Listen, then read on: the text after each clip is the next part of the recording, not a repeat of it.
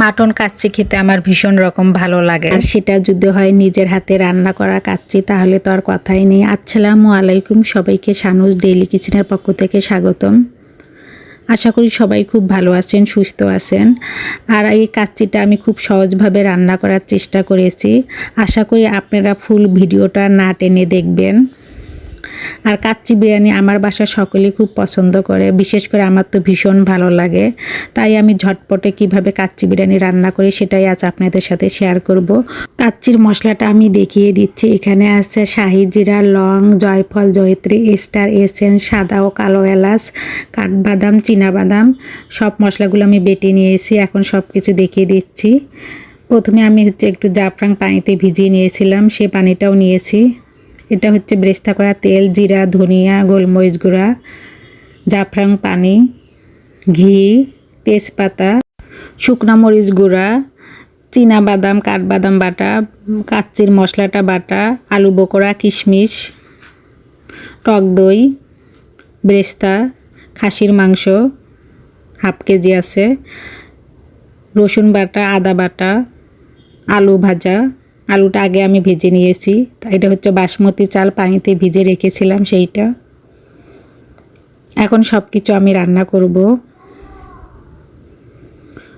বিরিয়ানিতে আমি মাংসতে প্রথমে আমি সব ধরনের মশলাগুলো দিয়ে দিয়েছি, বেরেস্তাও দিয়েছি একটু, শুধু দুধ আর জাফরান পানিটা রেখে দিয়েছি, আর ঘিটা এটা আমি পরে দেব। এখন সব মশলা দিয়ে খাসির মাংসটাকে খুব ভালোভাবে মেখে নিচ্ছি। একটু টাইম নিয়ে মাখাতে হবে যাতে মাংসের ভিতরে মশলা খুব সুন্দরভাবে প্রবেশ করে, আর এই কাজটা একটু সময় নিয়ে করতে হবে। এখন আমি এটাকে ঢেকে 30 মিনিটের জন্য রেস্টে রেখে দেব। ফিরে আসলাম 30 মিনিট পর। মাংস থেকে অনেকটা পানি ছেড়ে দিয়েছে। এখন হাই হিটে প্রথমে আমি 10 মিনিট রান্না করে নেব। ফিরে আসলাম 10 মিনিট পর। এখন সামান্য একটু গরম পানি দিয়ে দিলাম, প্রায় হাফ কাপের মতো, দিয়ে মাংসটাকে আর একটু সুন্দর মতো কষিয়ে নেব। কারণ খাসিটা অনেক বড় ছিল, মাংসর পিসগুলো অনেক বড় বড়, এর জন্য আমি একটু কষিয়ে নিচ্ছি ভালো মতো। এই তো মাংসটা আমার রান্না প্রায় শেষ। এখন মাংসগুলো উঠিয়ে নেব।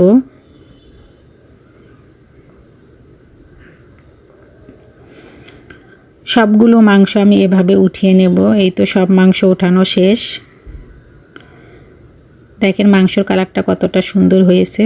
আর এখন আমি দুধের ভিতরে দিয়ে দিলাম 3 চামচের মতো ঘি, দিয়ে মিক্সার করে নিলাম।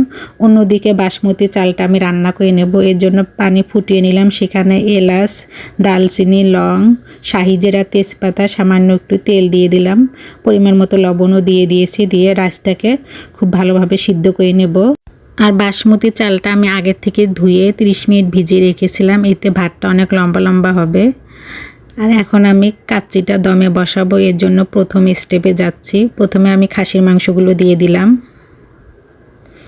দিয়ে পুরো পাত্রে আমি ছড়িয়ে দেব। তারপরে মাংসের গ্রেভিটা দিয়ে দিলাম।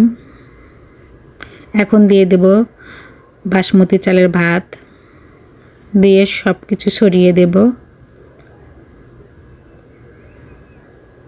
দেখেন রাইসটা কত লম্বা লম্বা হয়েছে। এই কাচ্চিটা খেতে কিন্তু অসম্ভব মজা।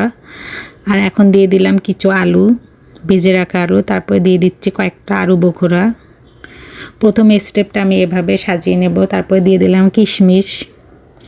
এখন দিয়ে দেব জাফরান পানি অর্ধেকটা। আর মাংসের একটু ঝোল আমি আগেই উঠিয়ে রেখেছিলাম, সেই ঝোলের অর্ধেক দিয়ে দেব। এখন দিয়ে দেব ঘি মিশ্রিত দুধটাকে, অর্ধেকটা দিয়ে দেব। তারপরে দিয়ে দেব অর্ধেক বেরেস্তা, দিয়ে প্রথম স্টেপটা আমি এভাবে সাজিয়ে নিলাম। তারপরে আবার দিয়ে দেব ভাত।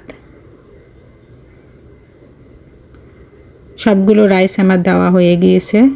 এখন আমি আবারও দিয়ে দিচ্ছি কিশমিশ, বেরেস্তা,